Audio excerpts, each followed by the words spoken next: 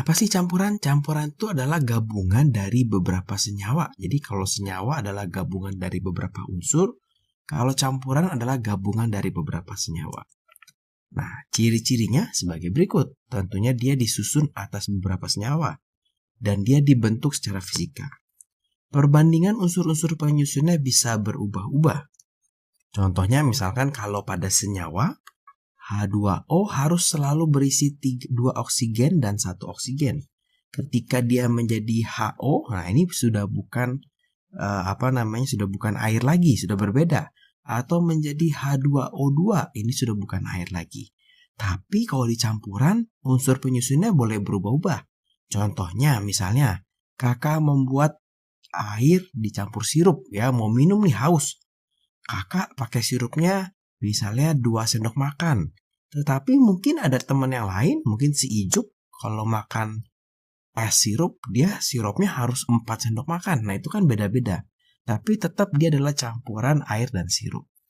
Kemudian sifat-sifat unsur penyusunnya masih terlihat. Contohnya misalkan kakak mencampur air dengan garam.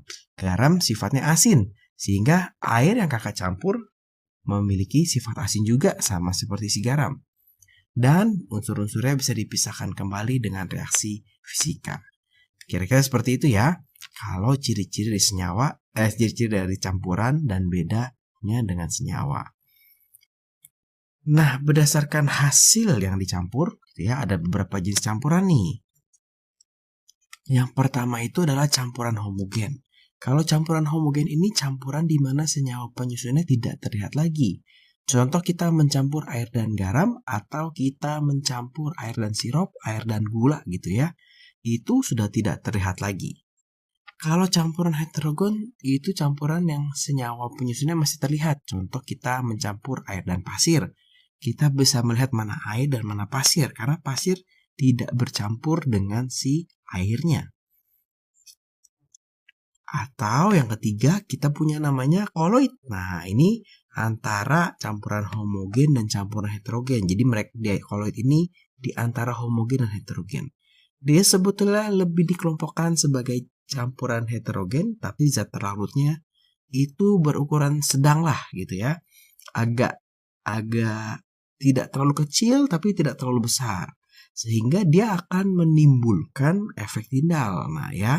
Nah, ini adalah contoh campuran heterogen di mana di sini ada pasir, di atasnya ada air. Itu tidak tercampur, kita masih bisa melihat mana pasir dan mana air. Nah, ini airnya sendiri, air laut sebetulnya ada garamnya, tapi kita tidak bisa melihat garamnya. Maka itu disebut campuran homogen. Nah, ini juga salah satu campuran homogen nih ya. Ini sup, ada tahunya, ada rumput lautnya. Kita bisa melihat mana supnya, mana tahunya, mana rumput lautnya, mana kuahnya gitu ya. Itu namanya campuran heterogen. Nah, ini adalah contoh dari koloid, yaitu kabut atau asap. Efek tindal itu efek seperti ini. Jadi kita bisa melihat berkas cahaya atau jalannya cahaya.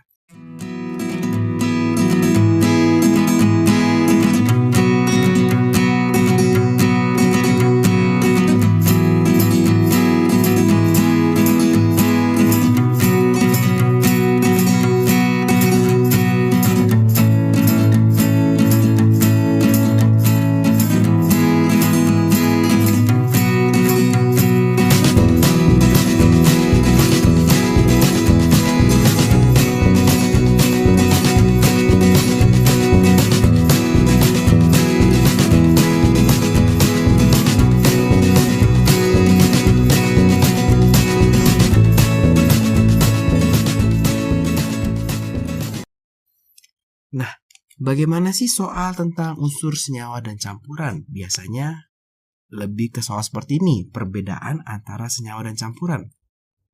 Nah, tentunya gampang banget ya, ada beberapa yang bisa kita lihat. Pertama dari cara pembentukannya.